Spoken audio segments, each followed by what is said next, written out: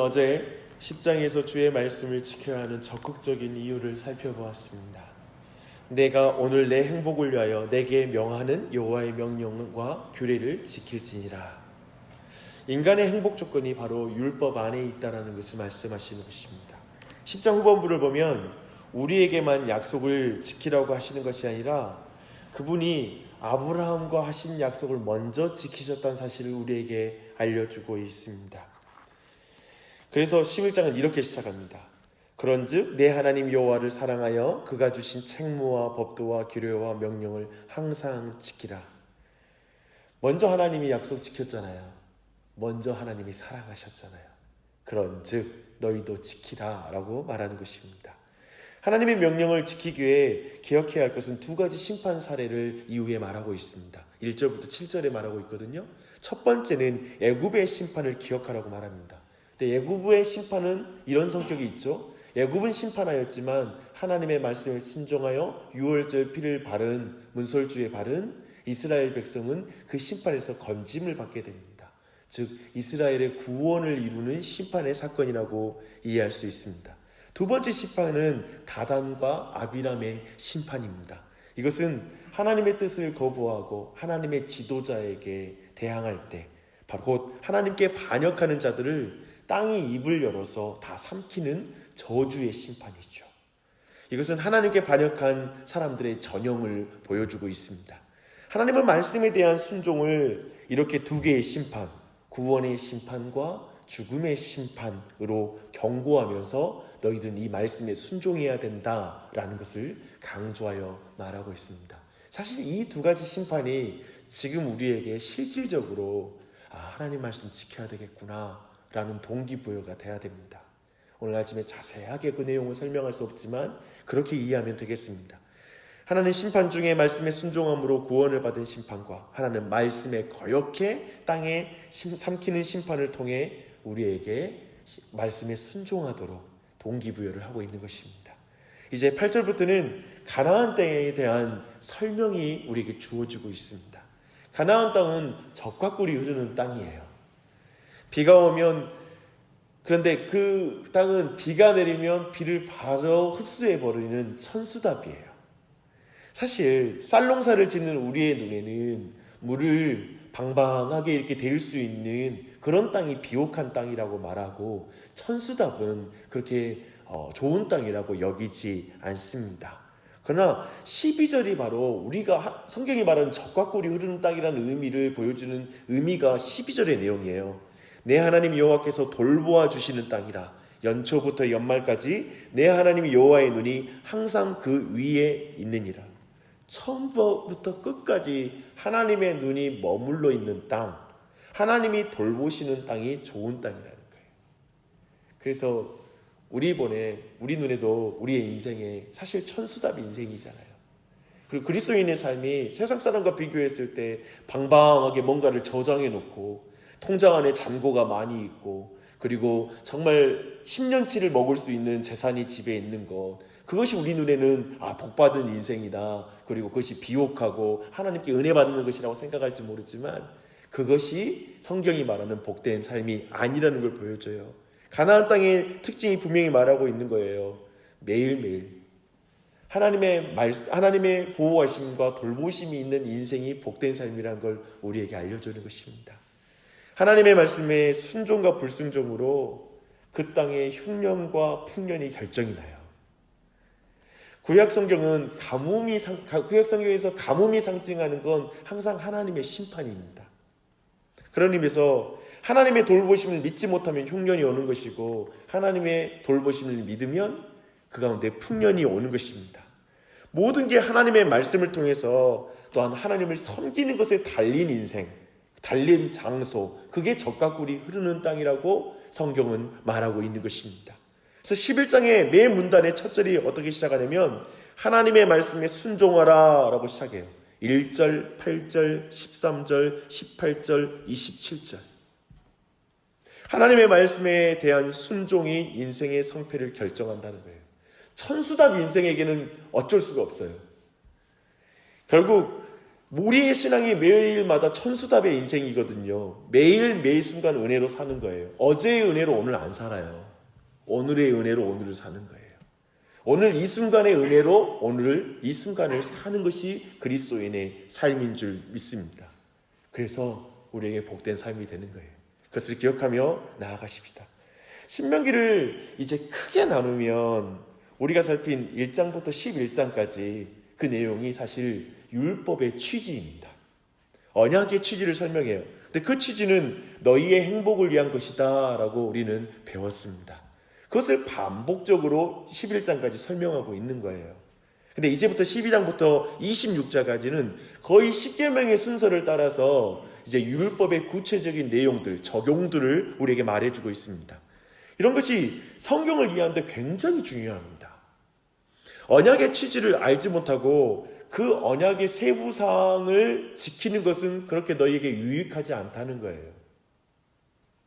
성경은 종교적인 율법적 행위를 요구하는 게 아니에요. 이 종교적인 말을 영어로는 religious라고 말하거든요. 종교적인 것은 중요한 게 아니라 하나님과의 관계, relationship. 즉 하나님과의 관계 안에서 사랑의 행위로서 율법을 지키는 게 의미가 있다라는 거예요. 그래서 성경이 말하는 율법에 대한 순종은 오직 믿음과 사랑의 행위로서 율법을 지켜야 되는 것이지 그저 외적인 행위로 순종하는 건 하나님께 큰 의미가 없다라는 것을 지금 신명기의 구조가 우리에게 알려주는 거예요. 만약 여러분이 서론이 긴 것을 딱 질색인 사람이라면, 그래서 본론부터 말하죠 라고 말하는 사람이라면 정말 여러분에게 신명기는 정말 쥐약과 같은 책일 수 있어요. 근데 성경이 그렇지 않아요.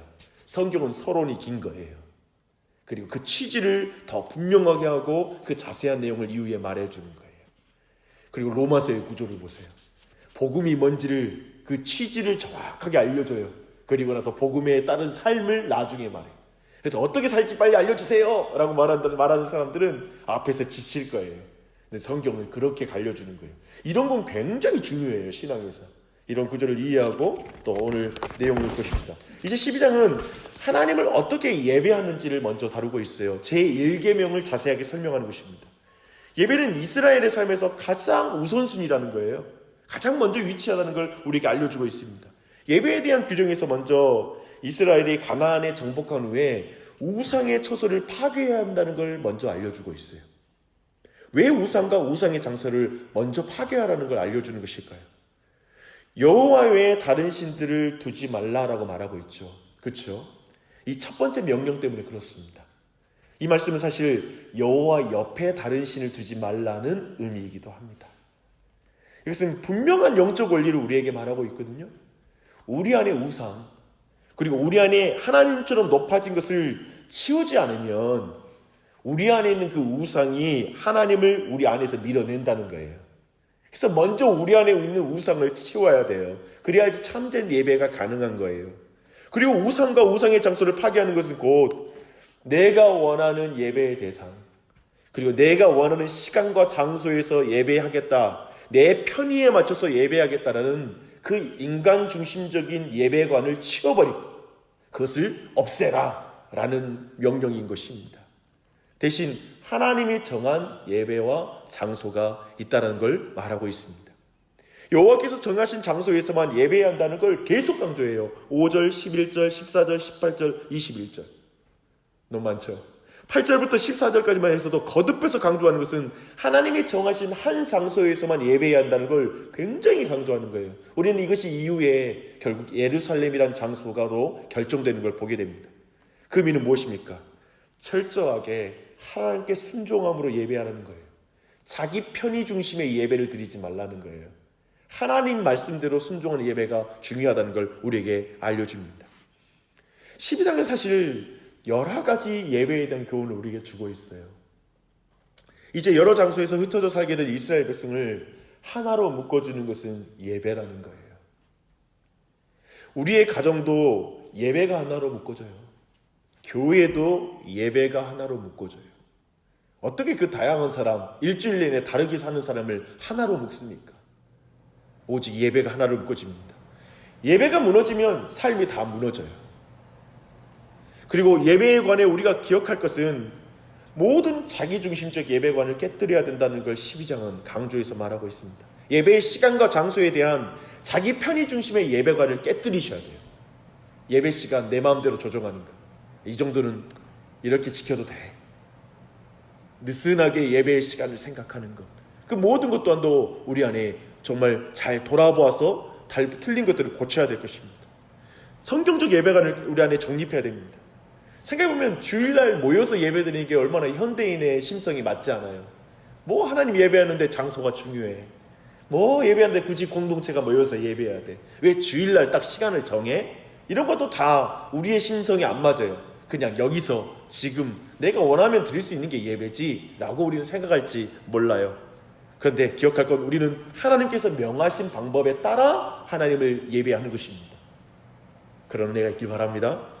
이런 예배에 대한 중요한 원리와 함께 이제 13장에서 계속해서 예배의 타락에 대한 말씀을 주고 계세요.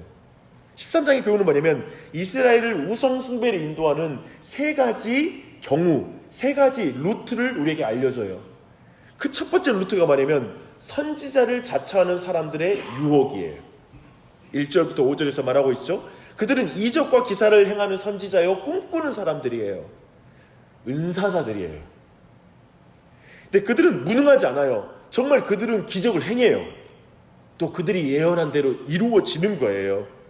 그런데 그렇게 말할지라도 그건 참됨의 증거가 아니라고 성경은 말하고 있어요. 애굽의 요술사도 마술사 시몬도 기적을 행하는 거예요. 주여 주여 하는 거짓 사역자도 하늘에서 불을 내리고요, 그리고 기적을 행할 것이라고 우리 주님 예수님께서 말씀하셨어요. 그런 기적과 사역이 참됨을 증명하지 않는 것입니다. 오늘날의 많은 사람들이 목사를 평가할 때 교세가 크면 하나님이 그 목사님 인정한 거 아니겠냐고 이렇게 말하는 것을 보게 됩니다. 그렇지 않다고 성경은 말하는 것입니다. 그렇다면 신천지도 인정하는 꼴이 되겠잖아요. 거기도 사람 많이 모이니까요. 우리 구주 예수님은 나더러 주여 주여 하는 자가 천국에 들어가는 것이 아니라 아버지의 뜻대로 진리대로 행하는 자라야 천국에 들어갈 수 있다라고 말하고 있죠. 그런 의미에서 순종하는 자가 천국에 들어간다고 말하고 있습니다. 그래서 거짓 선지자나 꿈꾸는 자를 죽이라고 명령하고 있습니다. 그들을 위해서 거짓 예배로 인도하는 그들을 내게 경계하라 라고 우리에게 말하고 있습니다. 두 번째, 형제나 자녀나 아내나 친구가 우리를 우상으로 인도한다라고 이제 6절부터 11절까지 말합니다. 어떤 게 더 위험해요? 거짓 선지자가 위험한 것 같아요? 이쪽이 더 위험하고 이 유혹을 벗어나기 힘든 것 같아요? 아마도 이 가족들, 유혹하는 자가 가족이나 친구가 되면 이 또한도 더 위험한 것 같습니다. 그래서 하나님은 철저하게 대응하라고 말하고 있습니다. 이들도 용서 없이 그들을 죽이라고 말하고 있어요. 근데 여기에서 우리가 너무 잔혹함을 느껴요. 하지만 기억할 건 하나님 잃으면 완전히 죽는다는 거예요. 하나님이 예배하는 게 깨지면 아예 소망이 없다는 거예요. 그만큼 가족과 누구라 할지라도 예배에 우리를 우상으로 이끌어가는 것을 경계하라고 지금 강조하는 것입니다. 하나님이 가족이나 친구보다 중요하기 때문에 그렇습니다. 세 번째는 잡류가 일어나 성읍을 미혹하는 경우입니다. 즉 공동체가 우리를 우상으로 인도할 수 있다는 거예요. 즉 사회 전체가 타락하여서 우리를 우상으로 인도하는 거예요. 오늘날 우리를 물신을 숭배하게 만들죠. 오늘날 우리로 하여금 좋은 직장을 숭배하게 하고 좋은 대학교를 숭배하게 만드는 문화가 있죠. 그렇게 우리를 우상으로 인도하는 거예요. 그래서 그렇게 할 때 성경은 그 성읍 거민을 전체를 진멸하라고 말하고 있습니다. 가나안 거민과 동일하게 여기라는 거예요. 가나안 사람과 똑같이 여기라는 것을 말하고 있습니다. 13장이 주는 이 예배의 교훈은 이것입니다. 하나님보다 우선되는 관계는 존재하지 않는다는 거예요. 이게 예배의 중요한 요소예요. 그것이 배우자이거나 형제이거나 부모와 자식이거나 영적인 지도자거나 공동체라 할지라도 예수님의 말씀대로 그들을 미워해야 한다는 거예요. 이 미워한다는 건 헬라어에서 비교급이에요. 이 말은 뭐냐면 덜 사랑하라는 말이에요. 하나님보다 더 사랑하지 말고 덜 사랑해라 라는 그런 뜻입니다. 예배에서 가장 우선하는 건 우리가 하나님을 가장 사랑하는 것이 그게 하나님이에요. 하나님보다 더 사랑하는 게 뭐예요? 그게 우상이에요. 그래서 그건 우리를 끊임없이 우상으로 인도할 뿐만 아니라 그 자체가 우상이죠. 자식이 우상이 되고, 그리고 부모가 우상이 되고, 그리고 영적인 지도자가 우상이 될 수 있고, 공동체가 우상이 될 수 있는 거예요. 그것이 우상이 아니에요. 그것이 너무나 우리에게 예배의 가장 큰 걸림돌이 될 수 있어요. 그래서 예배에서 이적과 기사 예언이 예배의 참된 증거 아니라는 것 또한도 우리는 또한 배워야 됩니다. 이런 예배의 교훈에 따라 사랑하는 여러분이 참된 예배로 나아갔으면 좋겠습니다. 어쩌면 이거 하나하나 살펴보면 지금 우리 예배 생활에서 점검해야 될 게 되게 많아요. 아, 지금 이거 아니구나. 하나하나 탁탁 걸리는 게 있으실 거예요. 저도 말씀 보는데 되게 어렵더라고요. 야, 내가 지금 정리해야 될 게 너무 많은데 이거 지금 내 예배에 심각한 빨간불이 들어온 것 같아 라고 하는 분이 너무 많은 거예요. 너무 타협하고 너무나 느슨해진 거예요. 너무 많이 흐려져 있는 거예요. 예배당에 목사라서 다 들어와 있죠. 예배 시간 다 지켜요. 저는 제가 지금 모든 거 보면은 예배 뭐 다 하죠. 근데 너무 많이 내 안에 느슨하게 습관적으로 하는 게 너무 많은 거예요. 여러분, 사랑하는 여러분, 다시 예배를 회복하시는 은혜가 있길 바랍니다. 그래서 그 은혜 가운데 기도하며 나아갔으면 좋겠습니다. 오늘 기도할 때 기도 제목을 제가 3가지로 준비해봤습니다. 첫 번째, 천수답 인생임을 고백하며 오늘의 은혜를 간구하는 이 아침이 되시길 바랍니다.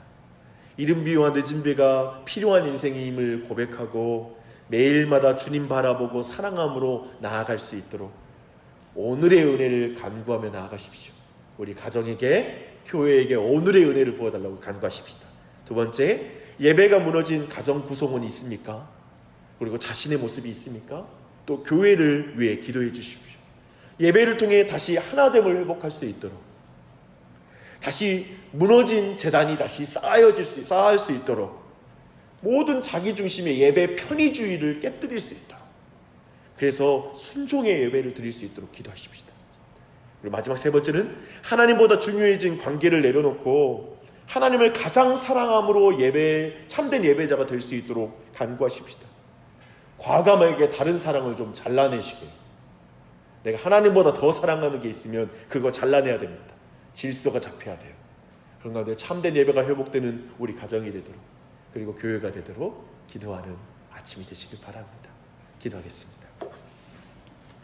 하나님 아버지, 천수답 인생, 이 말이 너무나 와닿습니다.